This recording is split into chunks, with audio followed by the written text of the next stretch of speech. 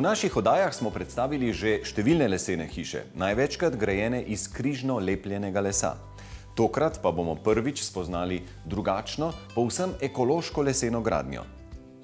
Hiša v Kamniku je zgrajena iz izključno ekoloških gradiv, kot so les, ilovica in kamen. Pri tem pa les ni lepljen, temveč vezan z mozniki.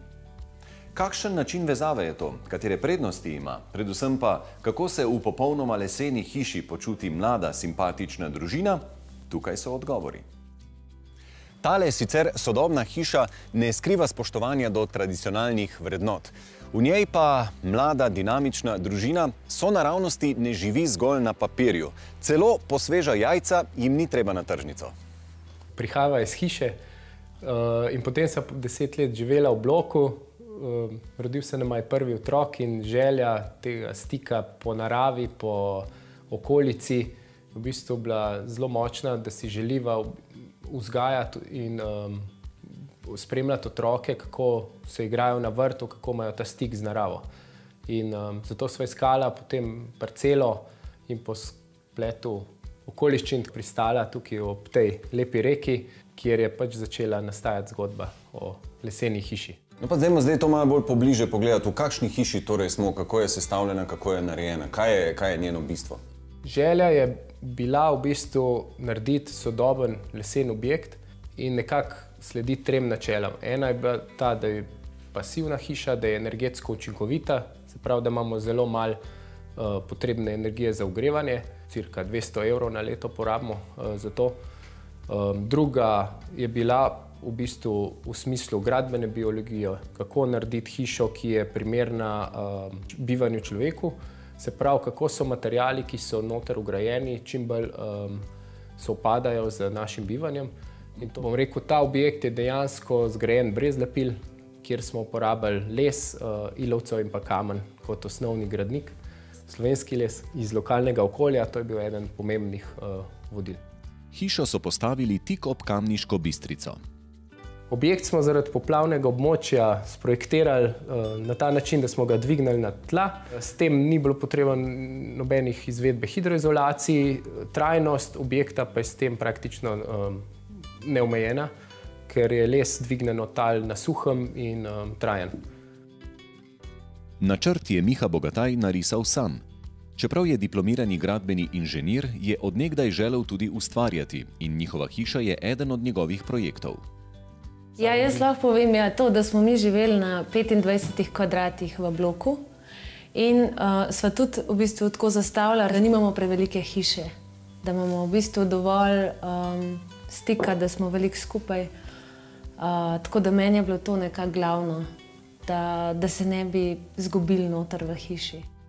V pritličju hiše je poleg velikega dnevnega prostora kuhinja, stranišče, pisarna in pralnica. Prostoru pa vlada velika peč. V njej pečejo kruh, tam ležijo, berejo in gledajo televizijo. Peč ima 2 kurišča. S spodnjim kuriščem ogrevamo 8 metrov kanala, ki ima fazni zamik 30 ur. Ta del je pa v bistvu krušna peč v pasivni hiši, ki funkcionira odlično. Ta del je toplotno izoliran in ne pregreva objekta. Dnevni prostor je svetel in zelo odprt. Pri snovanju hiše so stremeli k svetlobi, hkrati pa so vključili element, ki jo pomaga regulirati.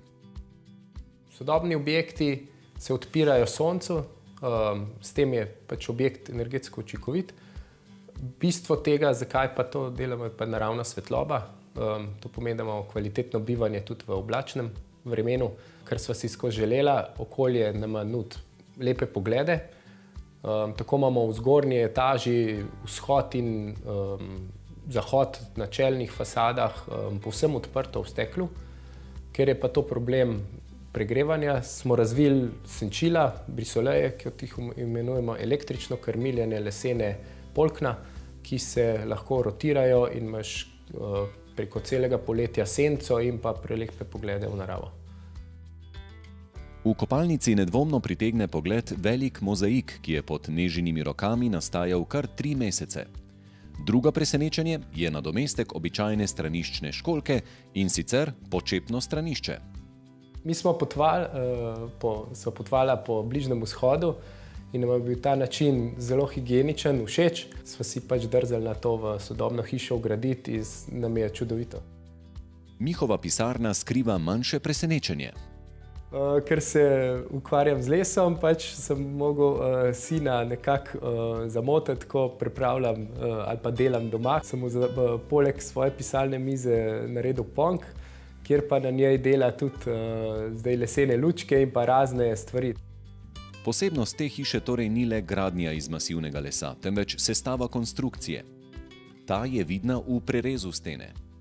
Mozniku pravimo, to je lesen žebelj in z takimi lesenimi žeblji, ki so zavrtani in zabiti v steno, sestavimo steno popolnoma brez lepil.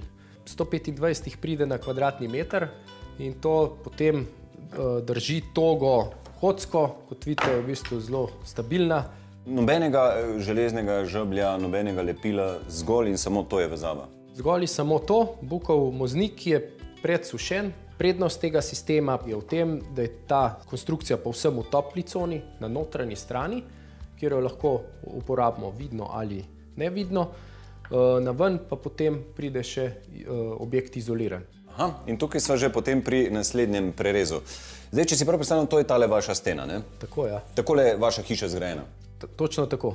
Na notranji strani je standardno 15 cm stena, masivna z takimi mozniki, mozničena, brez lepil. Potem pa imamo na ven dve plasti izolacije iz lesnih vlaken. Vsi ti materiali so difuzijsko paropropustni, to pomeni, da lahko sprejemajo in oddajajo vlago. Kaj je zdaj tale prva plast? To so lesna vlakna. Pri tej hiši smo pa uporabili konopljino izolacijo, ki je dodatno še boljša od lesnih vlaken v tem, da je antifungicidna in ne plesni.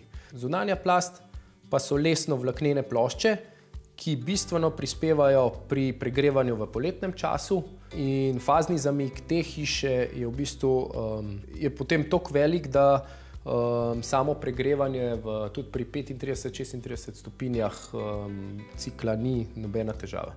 In pol prideva še do zunanjega dela oziroma do tele prezračevalne fasade, ne? Tako, prezračevana fasada je leseni hiši najboljša fasada, kakršnakoli že je, služi kot nek dežen plašč. To pomeni, da pač les ohranjamo večno na suhem in je trajnost sistema 100 let in več. Mi smo se odločili za impregnirano, netretirano leseno fasado iz alpskega macesna. In s to sivino, ta patina, s tem se les v resnici zaščiti, ne? Tako je. Les se samo sivino zaščiti, če ga pa hočemo ohranjati tazga rjavega natur, imamo več možnosti od oljanja do nekih lazur, ki pa jih je treba potem redno vzdrževati, se pravi enkrat na leto ali pa na 2 leti pač to premazvati. Ampak Miha, zdaj me še zanima, zakaj bi se človek sploh odločil za gradnjo iz masivnega lesa? V čem je štos lesa?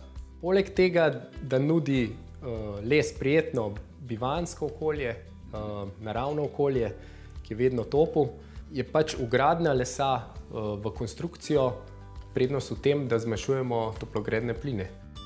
V kleti je Nežin ustvarjalni prostor.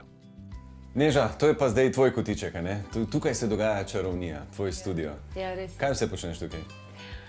Tukaj predvsem pojem, igram na klavir, na kitaro, različne zvoke raziskujem in učim petje. In zdaj pri tem studiu je pomembno, da se ga navzven preveč ne sliši, ne? In ste dosegli to zvočno izolacijo tudi z lesom. Ja, res je, en del smo uporabili lesa, večji del pa smo dali ilovnate omete, zato je tudi akustika primerna, da se lahko dobro slišiš. Aha, navznoter se fino sliši, navzven pa ne, ne? Navzven ste pa tako je toliko izoliran in zatesneno, da nikogar ne motimo. A kdaj nudiš učne ure petja tudi zastonj? Recimo zdajle? Ja, okej, lahko. Kdaj prišel